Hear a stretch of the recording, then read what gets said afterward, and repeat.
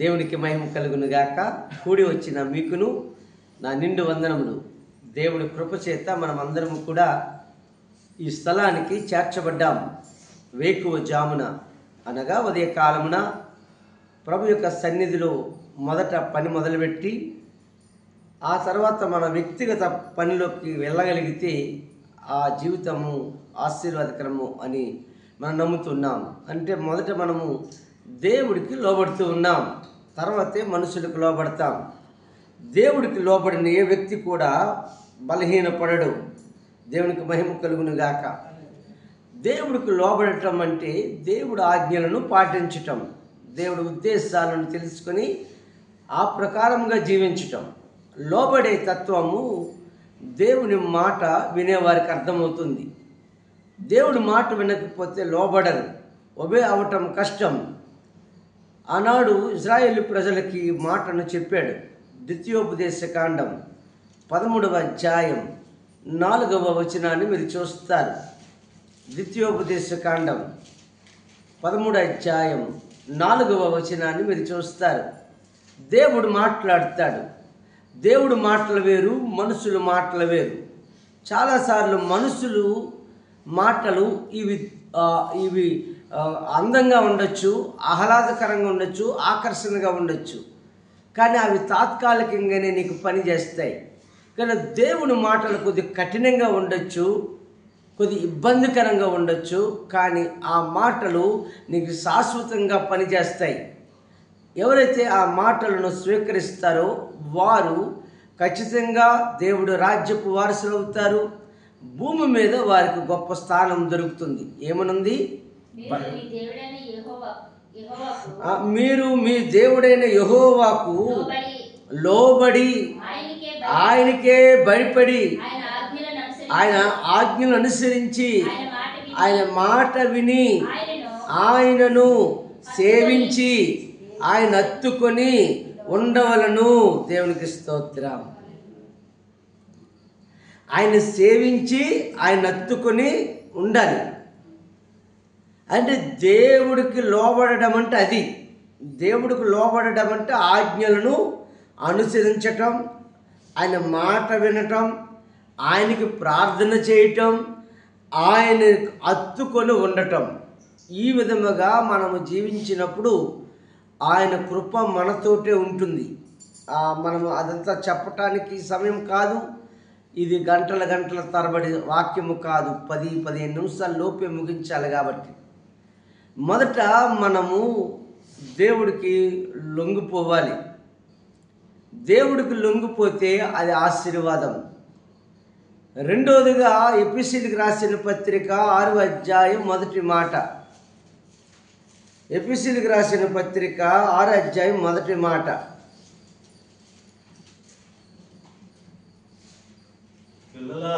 పిల్లలారా ప్రభువునందు మీ తల్లిదండ్రులకు ఏం చేయాలి? విధేయులే ఉండండి. ఇది ధర్మము. దేవునికి స్తోత్రం. హల్లెలూయా. దేవునికి స్తోత్రం. అంటే ఇప్పుడు మనము చేయవలసిన పని ఏమిటి అంటే మొదటగా దేవుడికి లోబడాలి. రెండోది మన కనిన తల్లిదండ్రులకు లోబడాలి. నువ్వెవరు చెప్పడానికి, ఎందుకన్నావు, ఎందుకు ఇవ్వవు, ఇలాంటి పనికిమాలిన మాటలు వింటూ ఉంటాం. అంటే నిన్ను కన్నంత మాత్రాన నీకు అన్ని ప్రొవైడ్ చేయాలని ఏమి లేదు. నిన్ను కనడానికి దేవుడు వారిని సాధనాలుగా వినియోగించాడు. అటువంటి తల్లిదండ్రులు ఇచ్చినందుకు నువ్వు వందనాలు చెప్పాలి. వారికి లోబడి ఉండవలసిదే. వారు నీకేమిచ్చినా ఏమి ఇవ్వకపోయినా. ఏమండి, వారు చదివించలేకపోవచ్చు, నీకు ఇల్లులు కట్టించి ఇవ్వలేకపోవచ్చు, నీకు మంచి భవిష్యత్తు వారు ఇవ్వలేకపోవచ్చు, కానీ నువ్వు తల్లిదండ్రులకు లోబడవలసిదే. నువ్వు ఎంత కలెక్టర్ అయినా తల్లిదండ్రులకు లోబడాలి, ఎంత చిన్న ఉద్యోగం అయినా తల్లిదండ్రులకు లోబడవలసిదే. జ్ఞాపకం చేస్తూ ఉన్నాను. మూడవదిగా ఎఫెసీయులకు రాసిన పత్రిక 5వ అధ్యాయం 21వ వచనాన్ని లేక 22వ వచనాన్ని మొదట చదువుదాం. చదవండి. క్రీస్తు నందలి 22 చదువుదాం.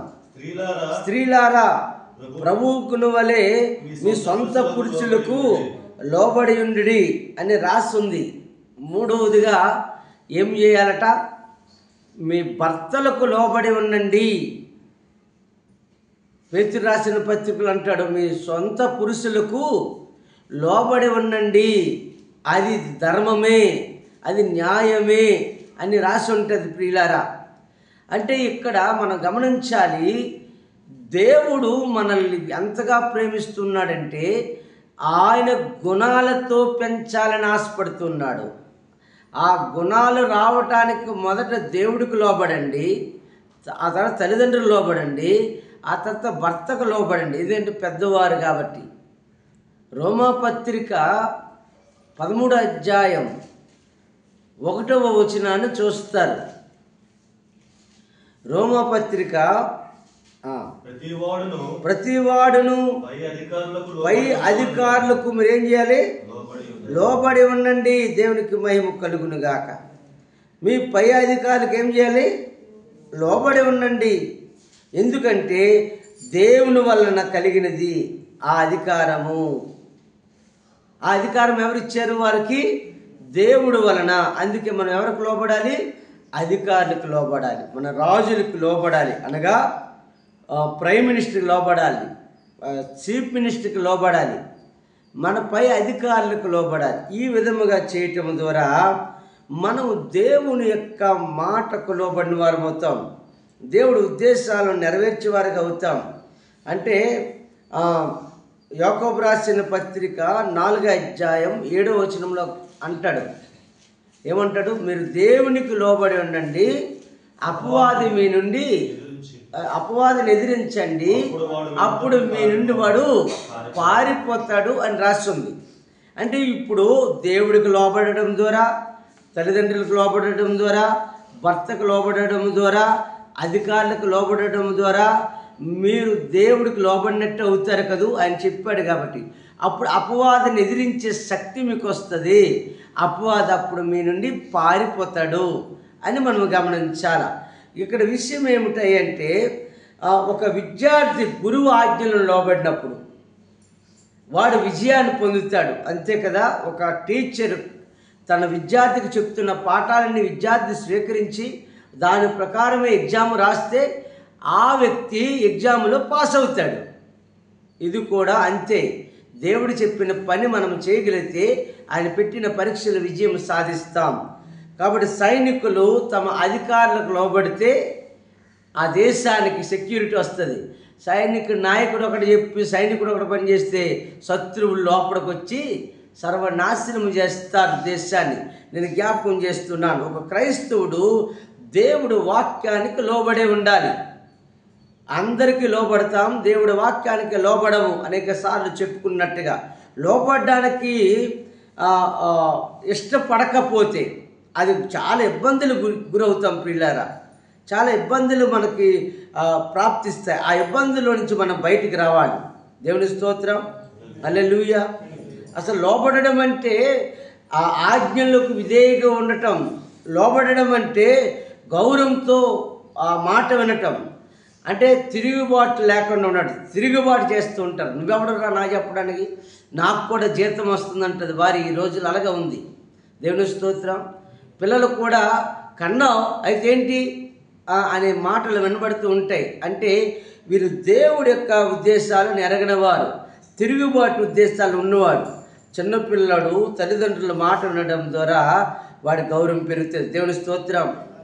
దేవుడు బైబిల్లో లోబడిన వ్యక్తులు చాలామంది ఉన్నారు.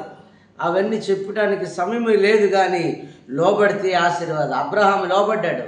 నీ ఇంటి వారిని, నీ ఊరిని అందరినీ విడిచిపెట్టి నేను చూపించే దేశానికి వెళ్ళి నువ్వు బాగుపడతావు అన్నాడు.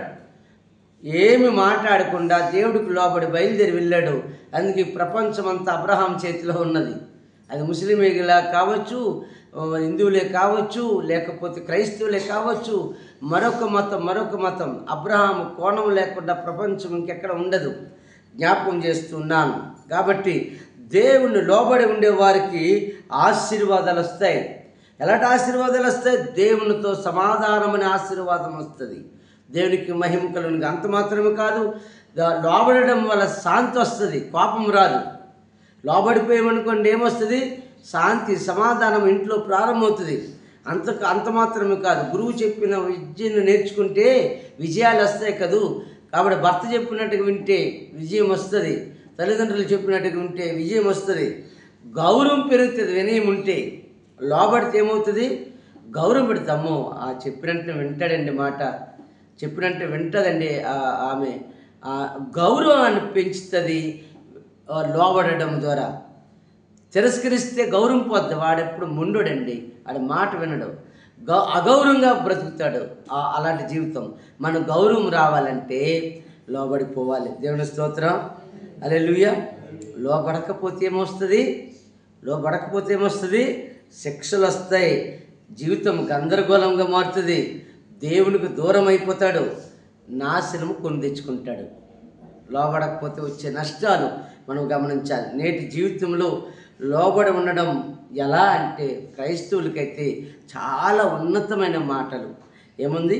దేవుని వాక్యాన్ని చదవటం, ఆ వాక్యానుసారంగా జీవించటం, తల్లిదండ్రుల మాట వినటం, సంఘ నాయకులు అనగా సేవకుడు మాట వినటం, సేవకుడు చెప్పినట్టుగా వాక్యాన్ని నేర్చుకోవటం, సేవకుడితో కలిసి సేవ చేయటం, గురువుల ఆజ్ఞలు లేకపోతే బోధకుల ఆజ్ఞలు వినటం, మనస్సులో వినయం ఉంచుకోవటం ద్వారా గొప్ప కార్యాలు చూస్తాం. లోబడి జీవించడం అంటే బలహీనత కాదు, అది బలహీనత కాదు, అది గొప్ప శక్తిని ఇస్తుందట. మనం అనుకున్న ఆడికెందుకని లోబడాలి, దానికెందుకని లోబడాలి అంటే నువ్వు శక్తిని కోల్పోతున్నావు అని అర్థం.